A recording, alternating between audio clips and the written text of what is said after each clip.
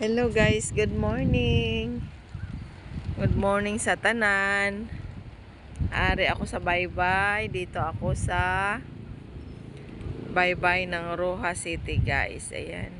Sinamahan ko yung aking friend kasi naligo yung kanyang Indiana na manugang mother-in-law guys. Ayan. Ang ganda-ganda ng view guys. Oh, ayan oh. Ayan. Ang ganda. Thank you Lord sa magandang panahon. Napakaganda ng panahon. Ayan, masarap sana maligo. Kaso lang, mainit guys. Mainit. Ayun. Naligo na yung Indiana.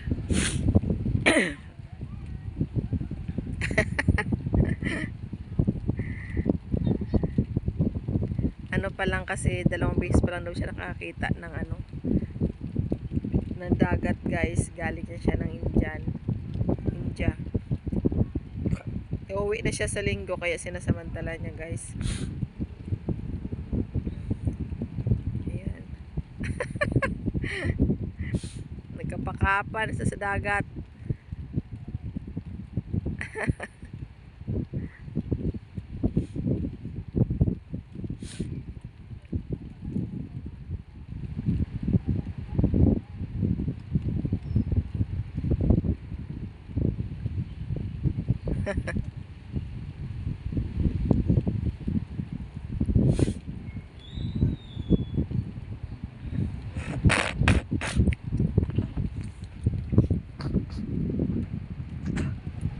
Ayan, yung paligid. Ayan.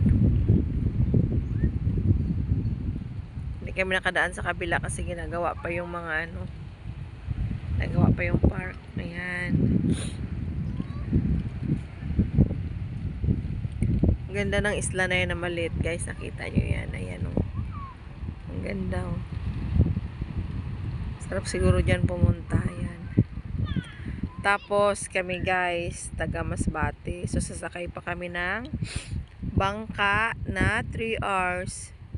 Itong view na to makikita rin namin yan. Diadaanan namin yan papuntang Masbate. Kaya minsan pag nakakita ako ng ng dagat, parang gusto ko na rin umuwi sa aming probinsya guys. Ayan o. Masarap dito kumain. Yung nandito yung lamesa mo. Tapos dito kayo kakain ng pamilya mo. Tapos titingin kayo sa dagat. Ay, ang sarap sa pakiramdam. Lahat ng mga problema guys mawawala.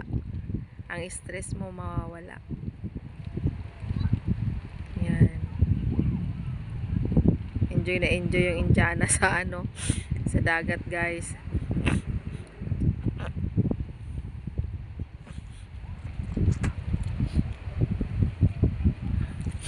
Ang problema niyan mamaya si Katkat yung bata. Baka hindi na yan umalis sa dagat.